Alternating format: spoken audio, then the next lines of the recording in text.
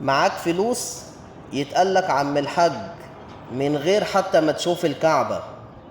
معاك فلوس تبقى قاضي وتحكم بين الناس، وممكن كمان يعملوك إمام مسجد.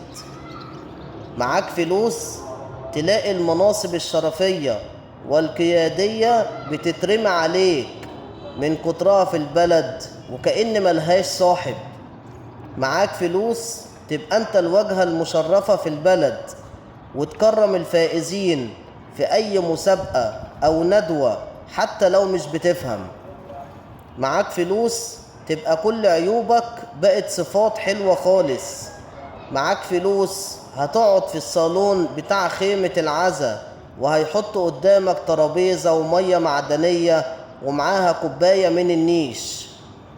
معاك فلوس يعني أعدائك هم أعداء الوطن وحبايبك يبقوا أولياء الله الصالحين. معاك فلوس يعني إيه خريطة منك تبقى فكر وحنتكة. من الآخر إحنا بقينا في زمن الفلوس بس هي اللي بتقيم الناس مع الأسف. دي الحقيقة. يا ابن آدم أنت ابن آدم، وابن آدم من تراب وآدم من تراب. انت بلاش تتكبروا يا جماعة. اقول لك انت ايه؟ انت تفة. انت حتة رغوة نزلت من ابوك، هو ده انت. فبلاش يا جماعة نتكبر على بعض، بلاش بالله عليكم، علشان الدنيا مش مستاهلة. الكلمة الطيبة صدقة.